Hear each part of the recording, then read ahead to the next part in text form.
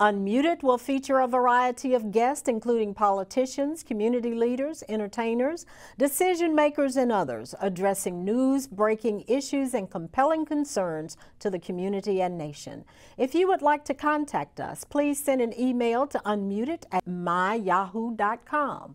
That's MYYAHOO.com. Today's guest is Eloris Speight with the Socially Disadvantaged Farmers and Ranchers Policy Center. Welcome to Unmuted. Thank you. We are so pleased that you are here, and we've got lots of information that we want to share about those who eat what farmers provide and those who may want to be farmers, those who are farmers. We are going to talk all things policy. And as I was preparing for this, it became even more apparent to me that our local policies that are farm related are driven by the federal government, not really by state government, but by federal government. So tell me a little bit about you, then tell us a little bit about the Policy Center. And I'll always refer to it as the Policy Center for Socially Disadvantaged Farmers and Ranchers. Great, thank you. So I am the Executive Director of the Policy Center. I'm going on 7 years now. The Policy Center was actually authorized in the 2014 Farm Bill, and the Farm Bill specified that it was to be located at an 1890 university. Alcorn State University was the successful grantee, and as they say, the rest is history. So the Policy Center has been operational at Alcorn State University since 2015. We had our grand ribbon cutting ceremony in September of 2016. Now why me? So I actually retired from USDA as a senior executive service member with the United States Department of Agricultural Natural Resources Conservation Service, or NRCS. I actually, prior to NRCS, I spent a number of years working for Fannie Mae, so I spent most of my professional career in Washington, D.C. Now, agriculture, I grew up, or I was spent my summers, I should say, on my grandparents' farm. It's a 200-acre farm, family farm in Greenville, North Carolina. Tobacco farm back in the day, now soybeans and sweet potatoes. And so that's really where I got my exposure to agriculture, if you will. So taking the years in Washington, D.C., working for USDA and the agriculture made me a good fit for the executive director of the Policy Center. I mentioned that the Policy Center was authorized in the 2014 Farm Bill. The reason that the Policy Center was created twofold. One was to be a voice for socially disadvantaged farmers and ranchers, and second, and if not even more important, was to ensure that there was data-driven information that was available for Congress in making agricultural policy decisions. All right, so let's unpack a little bit of what you've said to us. You've got all of these years of experience with USDA. You spent most of your professional career in Washington, D.C., so you know how that system works to a large degree. Correct. You're right. What better person, and grew up on a 200-acre farm, or spent your summers there anyway, what better person to head up the Policy Center? And then you mentioned that Alcorn State University is its location, and you know, like it or not, we have to give a plug to the person responsible for it being at Alcorn State University. And my understanding is Congressman Benny Thompson was a driving force to have that located at Alcorn State at an 1890 institution. Well, Congressman Thompson was very instrumental in getting then the Policy Center authorized in the 2014 Farm Bill. And as you say, so it really only makes sense that it be located in Mississippi The other really relevant point as well, that Mississippi has the second largest number of minority or black farmers there, you know, out of all the states. And you mentioned the phrase 1890 institution. I know that there are 1862 institutions. Tell us what the difference is. Okay, and you know, not very creative, but in 1862, the Morrill Act, then authorized 1862s, and they are your predominantly white land grant institutions. Because, you know, little brown and black children really were not admitted to your predominantly white institutions at that time. In 1890, the second Morrill Act then was passed, and that created the 1890s, which are historically black college and universities land grant institutions. So that's the difference then. All right. And in Mississippi, we have 1890 institution, Alcorn State University. Is that the only one?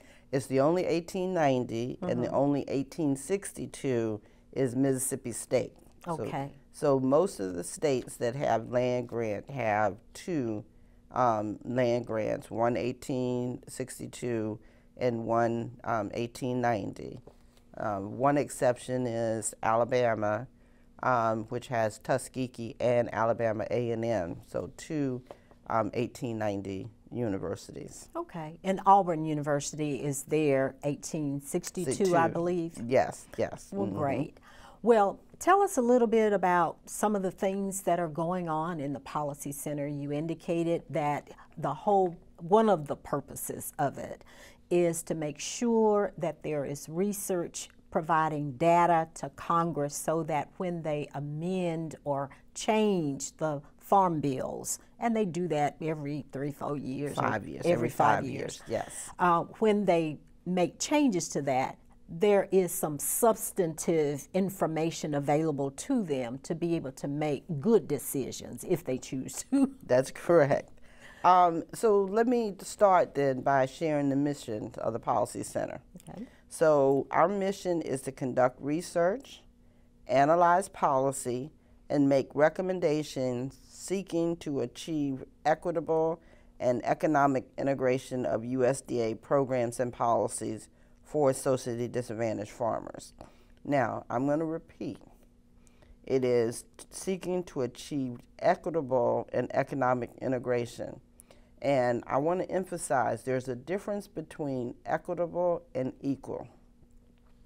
If you start up here and I start down here, and you give us equal services, then things would never be equitable.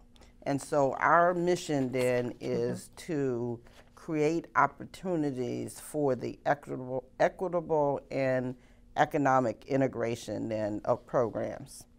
The ultimate vision for the Policy Center is to be the premier authority for information on the history, content, current conditions, trends, and future projections of socially disadvantaged farmers, ranchers, and communities. Now that is a broad goal. How do you get there? Well, we have 4 priority areas then at the Policy Center. So stakeholder engagement, and stakeholder engagement is to ensure that there is broad engagement across the, especially the socially disadvantaged, but the land grant, the 1890 land grant community, active research, then policy development and strategic outreach. Now, and we call it strategic outreach because we don't compete for 2501 or outreach dollars with those organizations that provide direct technical assistance to farmers. We primarily educate on the Farm Bill and the policies that will impact then socially disadvantaged farmers. Okay. So you said 2501. You keep throwing these terms at us, so we're going to have to define it. Talk about, first though, tell us who is considered a socially disadvantaged farmer or rancher. Okay. And who can be included in that group. So the term socially disadvantaged farmers and ranchers was first defined in the 1990 Farm Bill, and it was used by the Small Business Administration. And the primary difference at that time between minority farmers and socially disadvantaged was race-based, if you will. So it did not include white females. White females were included in minority farmers. And I say it depends, so that was 1990. Subsequent to that, there have been some definitions that have included white females in socially disadvantaged. Later, the 2501 program, which was specifically outreach for socially disadvantaged farmers. It also, the Farm Bill was changed to include veterans and new and beginning farmers in those definitions. Yes. Is that still the case today?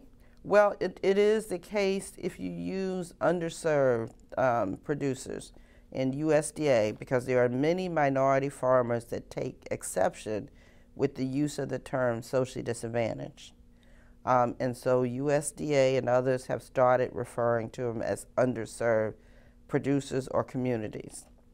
The problem with underserved, that term is that underserved communities account for roughly 80% of the farm population, right? Really? Yes. And so if you target 80%, guess who's going to get left out? Those socially disadvantaged or minority or black of farmers color, specifically. of color. Exactly. Okay. One of our research studies was conducted by Jackson State University, and they looked at then services that were provided to socially disadvantaged farmers between 2014 Farm Bill and the 2018 Farm Bill. And what they found is, okay, if you looked at the total, services absolutely did increase the socially disadvantaged farmers in total. When you pull back that onion and looked at each individual category, the category that received the most amount of services was white females. The group that received the least amount of services was black farmers. Wow. Yes. So that meant that the program was not working as it was initially intended. Absolutely. For those, historically underserved and race-based is the bottom line. So black farmers, and I'll say that because why focus on black farmers then? Black farmers is the only group declining in numbers. In 1920, there was nearly 1 million black farmers in the United States. Today, there are less than 40,000. Oh my goodness. Yes, so they represent 1.49% of the 2.8 million farmers and ranchers in the United States today. Say that again for me. And yes. Initially? Yes, initially nearly 1 million black farmers in the United States. And now we're down to 40,000. We are less than 40,000. Less than 40,000. Roughly, and this was according to the 2017 census. So 1.49% of the 2.8 million farmers and ranchers in the United States. So without some intervention, black farmers will become extinct. What does the research show is the reason for that? Is it systemic racism and providing financial support, such as loans and grants, or issues dealing with credit? Because is the land going to? And I know I asked about 3 or 4 questions there, but didn't want to forget them. So let's, like I said, look at one. So in one of the questions you asked, is it related to systemic racism? Absolutely. You know, that's one of the reasons that it started. That's not the only reason, but that is by and large one of the largest reasons. The other was the lack of access to credit. What we found recently, and this was according to USDA, only 8% of the 40,000 remaining black farmers then have USDA or FSA loans, direct loans. Yes, so that means that 92% receive their funding elsewhere. Yes. And so without access to credit, and I say this because as I have traveled the United States, then talking to minority or socially disadvantaged farmers, and I have talked to over 5,000 either in focus groups, one-on-one conversations, or we have conducted surveys, you know, in our research. And so it had been over 5,000. Access to credit comes up as one of their primary issues, either number one or number two, right? Wow. And does your research show the reasons for the lack of access to credit? Is that one of those things that in the financial or banking industry, they simply don't consider the minorities to be a good credit risk? That's one of the reasons. And that ends up being systemic as well. Absolutely. So that is, so they traditionally have lower credit scores, and so the decline rate is much higher. There is a lack of trust among the farmers there, so they're less likely to even apply in a lot of situations then, because they don't trust the government or the financial, you know, sources that are available. And part of that lack of trust came about during the Jim Crow era years and up through probably in the 1970s, 80s even, because their land was being taken. Yes. They being the minority farmers' land was being taken when there really wasn't a legitimate reason for it to have been taken when you look at the circumstances of their white counterparts. Yes, that absolutely, you're absolutely correct in that assertion. And one of the things that I'll share, because you've probably heard of the Justice for Black Farmer legislation that has not passed. It was just recently reintroduced by Senator Booker.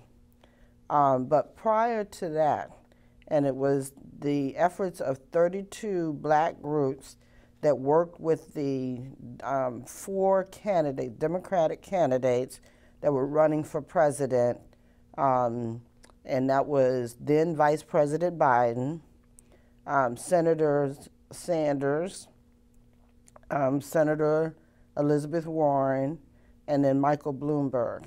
So these groups met individually with their campaigns, and the campaign that came up with the most comprehensive then plan to, if you will, right some of the wrongs of the past was Senator Elizabeth Warren, and that was the Justice for Black Farmers. Now, Senator Booker later took the lead working with Senator Warren, Elizabeth Warren, and that's where the Justice for Black Farmers came into being. Now, as I mentioned, it hasn't passed, but there were certain items that was in the Justice for Black Farmers then that was transferred to the American Relief Fund Act, and that included debt relief. Okay. ARPA funds. Right, Yeah. debt relief, which we can talk about that in a minute, but one of the things I also want to share then, that from 1868 to 1934, the federal government gave away 246 million acres of farmland in 160-acre land lots to over 1.5 million white farmers or families. And how many black families got some land? That was 0. I'm going to say it again, to over 1.5, because during that time, again, we're talking 1868 to 1934. We're talking Jim Crow. Exactly. So there was not, so those 160-acre lots went to, and they were grants, not loans, grants. So they didn't have to pay a penny. They didn't have to pay anything back. And so that's where, and then couple the next 100 years of systemic racism, then that whatever USDA practices benefited those same white farmers that were given this land. Say that again. Yes. Say that again. Not again, but again. Yes, and that's absolutely. So when you look at how we are, you know, how black farmers are in the situation that they are in today, you can't do it without looking at history and what happened. So there were these, like you said, the 160-acre lots that were granted to white families, and was the source of a lot of the generational wealth then for white farmers. So we start there.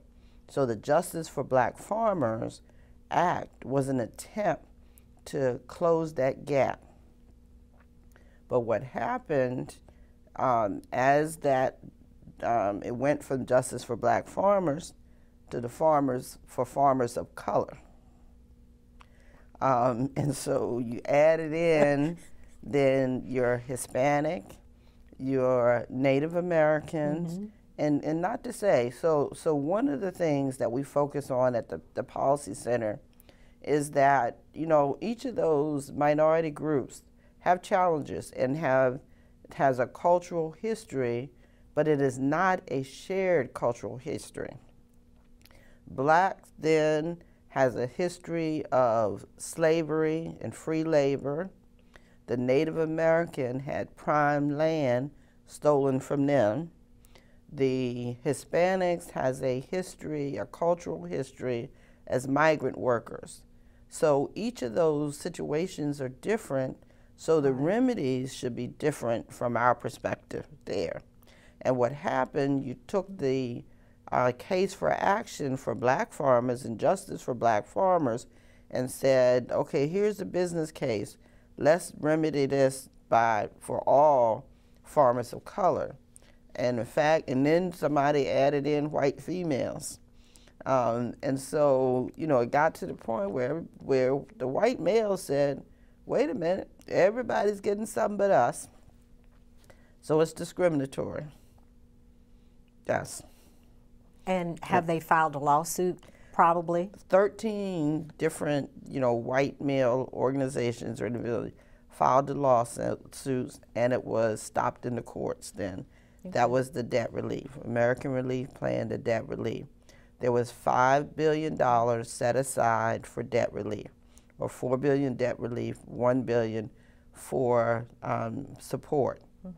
And so when that was, you know, stopped in the courts, the Inflation Reduction Act was passed. Hold that thought there, because we're going to take a break right now, and we're going to come back and we're going to start talking about that. But remind me to tell you about my experience with adding certain groups to the minority classification. You are tuned in to Unmuted. My guest today is Eloris Speight.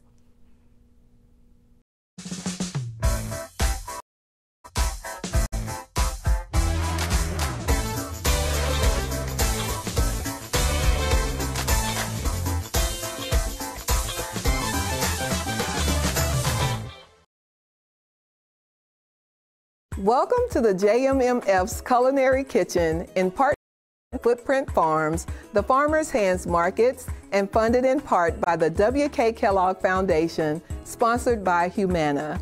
I am Chef Shishi, the owner of Just in Time, the featured chef of the JMMF Culinary Kitchen, where we prepare farm-to-fork centered, healthier, all-natural foods in the urban community. Our menu includes salads made from collards, kale, and spring mix varieties, fresh vegetarian soups, and fresh juice elixirs made daily. We're open Tuesday through Friday from 11 a.m. until 2 p.m. And remember, what you put in your body is just as important as what you put on your body. We look forward to seeing you soon.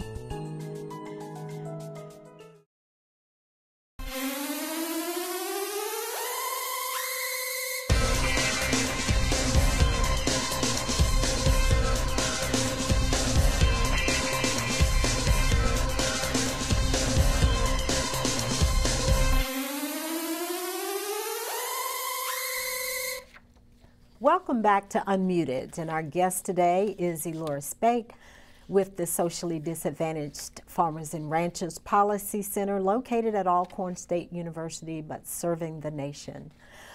Tell us about the Inflation Act and how that has impacted the minority farmers. Okay, so the Inflation Reduction Act was signed by President Biden on August 16, 2022. The highlights then that I think are particularly important, Section 1005, which was the debt relief that I mentioned, then of the American Rescue Plan Act, it was repealed. Right. And so, well, which was a good thing.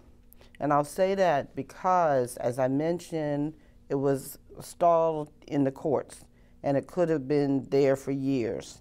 So they repealed it, which made it a moot point there.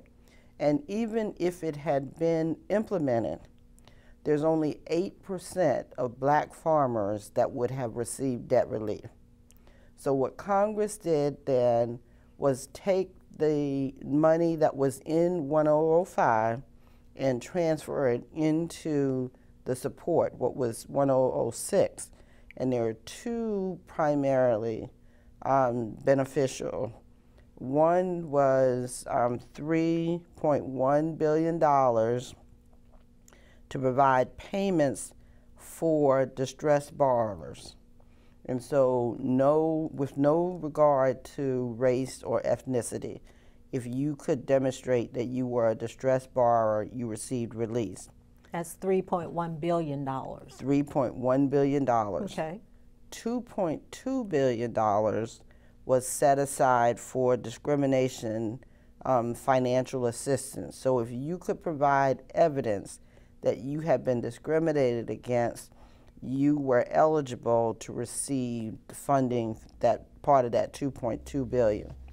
So that's a total of $5 billion, or was the $2.2 billion part of the $3 billion? No, okay. That is a total of $5.3 billion. Okay. Then that is part of the Inflation Reduction Act. Now, and some of the $3.1 billion has already been paid out to distressed borrowers. Now, the $2.2 billion that is available for discrimination has not been released yet. Right now, last week, USDA announced their intent to locate a national administrator then for the $2.2 billion and 4 regional hubs then to review the claims, if you will. And so we're hopefully that's going to move us in the right direction. Our concern is that time has passed, and if something is not done expeditiously, once again, it will be the black farmers who are already waiting for their 40 acres and a mule that will be waiting for, additional broken promises. Well, do you have numbers on how many farmers have applied for that $2.2 billion? There has not been a process for them to apply yet. Oh, so they can't even apply yet? No, they can't apply yet. There is no process that has been defined. USDA held listening sessions, and 4, to my knowledge, 3 that were advertised and 1 for tribal or Native Americans, and they, took the input from the those listening sessions to come up with a plan, which again was announced last week. But no, thus far, there is not a plan in place for dispensing of the $2.2 billion. What kind of information would a farmer have to collect to show discrimination to be able to be eligible for any of these funds if it ever becomes functional? Well, that's what it needs to be defined, right? And I sat in on 3 of the listening sessions that USDA held, and that was some of the concern of some of the minority farmers. They said, well, what if you went in the front door and was escorted out the side door? Where's your evidence? So I don't know, at this point, we don't know what will be required. Now, the Policy Center did provide recommendations to USDA, including, and again, they were just our recommendations. So proof through a farm number that you were a farmer, during this period, and evidence such as you were turned down, for a loan, or you received a higher interest rate than because it was the FSA loan was not accessible to you. So that's just a couple of examples of what could be evidence then of discrimination. Wow. Well, and I was going to share with you about adding the white females in. Okay. I worked on the Farm Bill when the implementation in Mississippi when I first went to work with the Mississippi Senate. And during that process, it was so obvious on paper, it was almost like a slap in your face, because there were provisions in there that would have assisted and supported minority farmers. Well, those farmers who were male, who if they had a spouse, then the property just changed hands. So now the wife is a minority, even though before, yesterday, it was owned by the male who didn't fit into that category. Yes. I mean, and it was just so obvious, it was unbelievable. But it is things like that that has caused all of this loss of land and loss of farm numbers that you were talking about. Absolutely. In the minority community. Absolutely. Those all contribute, and that is our concern, even with the use of the term underserved then. Because underserved includes not only socially disadvantaged, it includes veterans, it includes new and beginning farmers, and so really they might as well say it includes new and beginning white farmers, it includes white veterans, because the other veterans were already included then when in the minority categories. So when you added those additional terms and categories, it really is the white counterpart that is now included. And to your point, and then you have white females. So you have white females, white veterans, and white new and beginning farmers. So the funds available to the actual minority farmers has been now significantly reduced by adding all of these other categories of people. That is correct. Yes. Yes. What can we do? What can, and you may be limited because I understand your role as policy and being non-biased to a certain degree in your recommendations, but what can the citizens do? Put pressure on their congressional delegations? I mean, what can be done from a realistic standpoint that can impact, number one, USDA to get off their behinds and put together the program, because we're having a presidential election next year. Is that what they're waiting for, hoping that the president's mansion will change hands? I mean, help me understand. So a couple things that you said. So one thing, let's start with the Policy Center.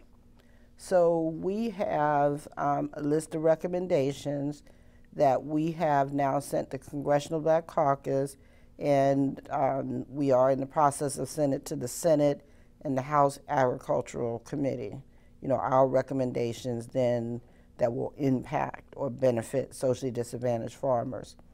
The other thing, so what the average citizen, if you will, can do is then, first of all, educate themselves.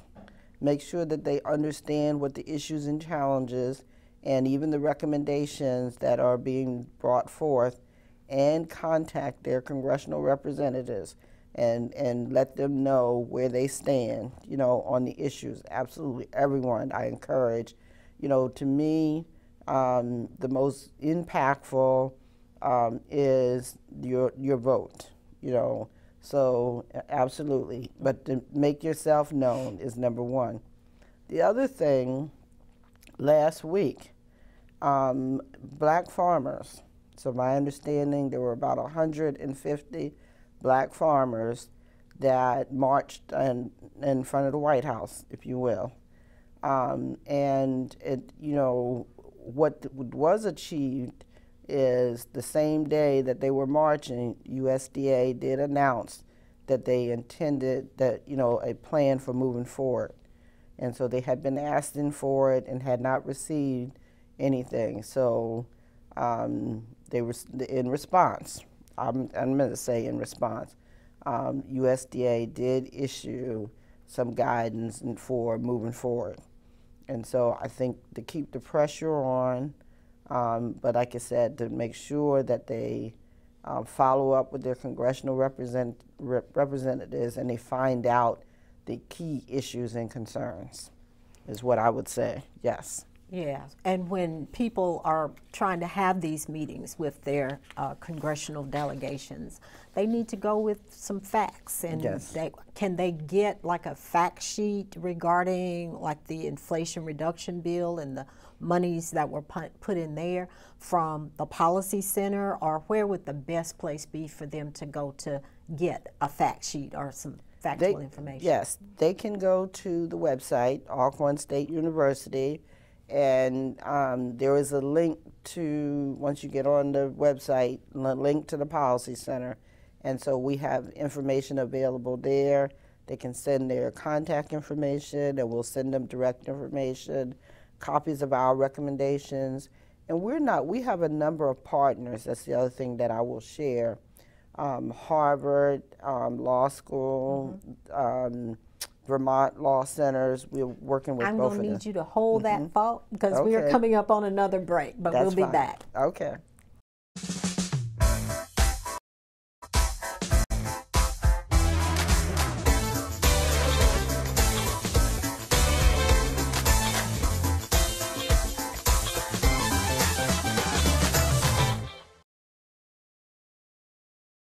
Welcome to the JMMF's Culinary Kitchen in partnership with Footprint Farms, the Farmers' Hands Markets, and funded in part by the W.K. Kellogg Foundation, sponsored by Humana. I am Chef Shishi, the owner of Just in Time, the featured chef of the JMMF Culinary Kitchen, where we prepare farm-to-fork centered, healthier, all-natural foods in the urban community. Our menu includes salads made from collards, kale, and spring mix varieties, fresh vegetarian soups, and fresh juice elixirs made daily. We're open Tuesday through Friday from 11 a.m. until 2 p.m. And remember, what you put in your body is just as important as what you put on your body. We look forward to seeing you soon.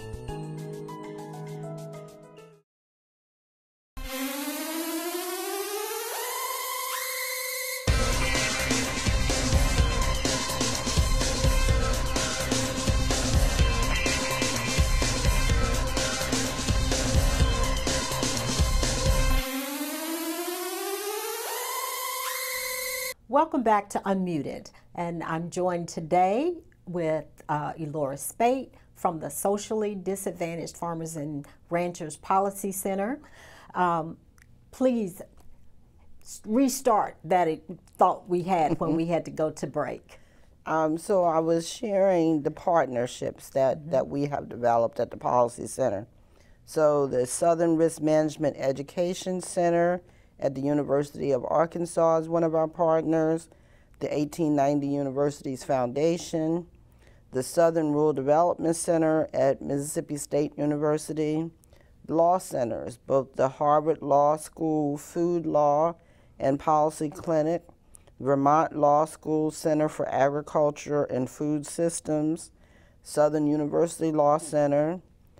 We work with the Mississippi Center for Justice, related specifically to heirs property, Jackson State University, the Tenney Group, the Mississippi Minority Farmers Alliance, and Tougaloo College, John Deere and Corteva Agri-Science, International Produce Association, Walmart, their Center for Racial Equity, and then even within USDA, we have established partnerships with the Office of Partnerships and Public Engagements, with NRCS, with NIFA, and with the Forest Service Agency. So we have cooperative agreements with those.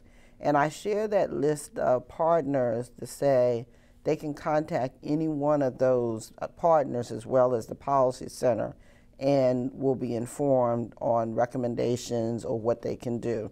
So there are a number of ways to get involved, you know, if they want to make a difference, if you will. That's one of the things, yes. Okay, great. Okay. You want to tell me something else before I ask you my next question? No, you can. I was going to share some of our recommendations, but you can go ahead and share those recommendations, because okay. you know, we can talk about what I'm going to ask you on another visit. Okay. So some of the recommendations that we have put forth then for the farmer: eliminate use of the term historically underserved producers, and I already talked about why there, and limit the use of the term socially disadvantaged farmers and ranchers. What we're saying is call the group what they are. So if there's something for black farmers, say black farmers. Call it. Exactly. If it's for indigenous or Native Americans, specify that. So there are already enough labels then without, you know, some of these terms that cause more confusion. We implement and fully fund the Justice for Black Farmers Act.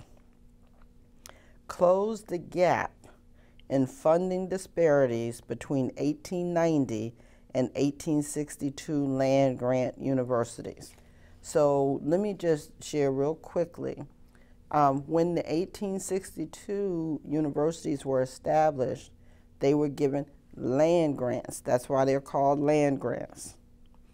The 1890s are still waiting for their land grants. They never received it, okay? And I'll say that.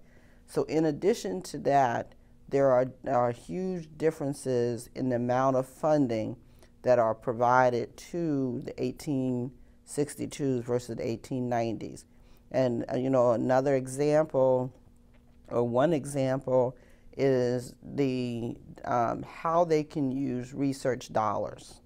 So one is defined in the Hatch Act, the other is in the Evans Act, and it's very different. The 1862 universities have more flexibility in how they can use those research dollars. Mm-hmm. So it's like that's a simple enough fix from our perspective.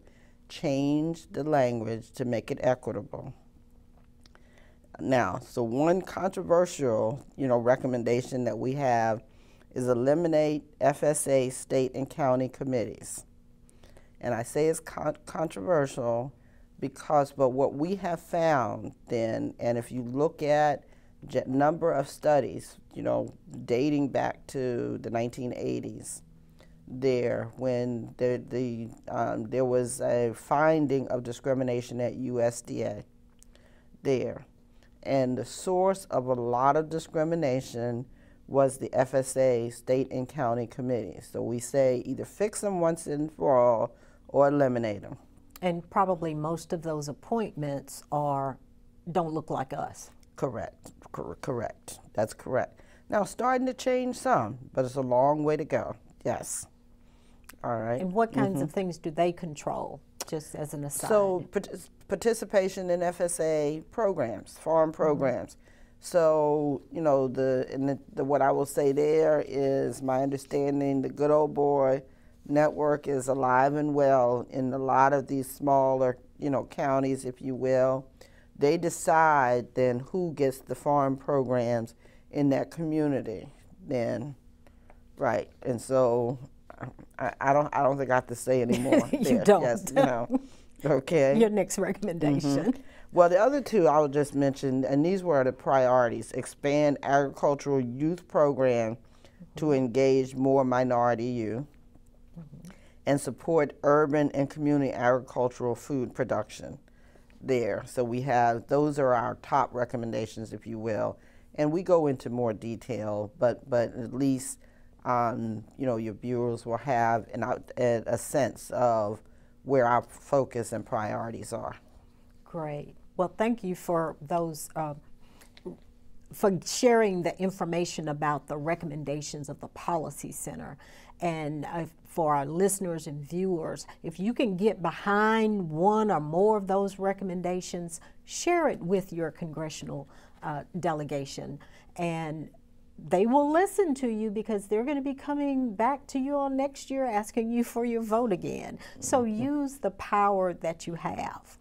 Now, can we talk for a minute about air property and how it impacts the Black community, and what, if anything, the Policy Center has done or is doing in that regard? So heirs property is when landowners, if you will, die without a will, if you will, intestate there, and so the property passes to their heirs. And so those heirs then do not have clear title. So that's what is known as cloudy title there. And so there are challenges in participating in USDA programs with, you know, unclear title is one of the things. So in addition to not being able to make some decisions there because of the heirs, they're also limited in some of the programs that they can participate in. So one of the things that we are doing at the Policy Center, we actually have a cooperative agreement with the Farm Service Agency then to provide to provide train-the-trainer workshops, if you will, for minority serving institutions for their extension staff to be able to educate then farmers on heirs property, what it is. So 3 sections. One is an overview that defines exactly what we're talking about. The second is prevention. How do you prevent heirs property from occurring in the future? And the third is resolution. So heirs property exists, and to your point earlier, it disproportionately in the Black community and the Native American communities, but especially in the Black community. And so a lot of that is educating them so they understand what their options are.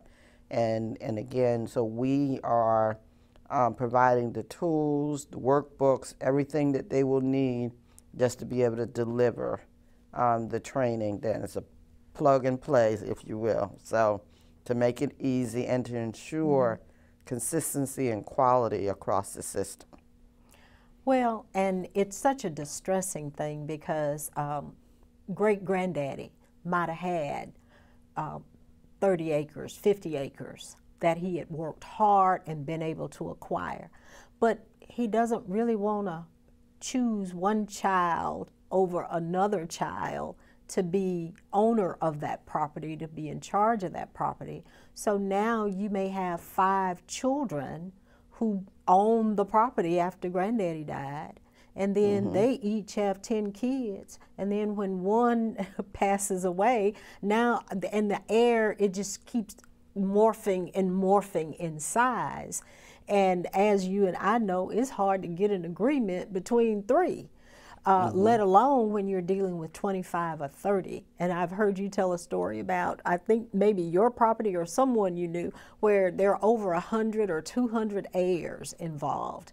Yes. And eventually, that land is probably going to not get the taxes paid. And as you said, it limits what you can do with it. It does. I mean, again, it's all the things that you mentioned, you know, happen. But I'll tell you, one of the attorneys that specializes in heirs property, what she shared, she said one way that she gets a lot of her customers to do a will, there when they don't say, she said, okay, so your daughter-in-law or whatever, you know, is going to get your fur coat, then that one that you know, I mean, so a little tongue-in-cheek, but it's like, so if you don't decide, then someone else will decide for you, including the state. Yes. And you may not want that person to decide. You didn't like them when they were married to you or whatever. Yes. So if you don't want someone else to decide how your property is divided or what will happen, then, you know, you need to do a will, estate planning, to make sure. Or to make sure that deed is written right. Absolutely. And even though you may have 4 children, who knows their children better than those parents? And you know that they are not all equal, you know, in terms of responsibility. You know, one of the things my grandfather used to say, well, 2 things. One, he used to say he wouldn't do a will at first, my grandfather, and because he said if you do a will, you die. I wish he was here to say, okay, Granddad, what happened? You didn't do a will, but, you know, you still died. Number 1, yes. We're going to have to cut it off right there. I hate it, but as I said, mine, you can come back again. You're in tune to Unmuted.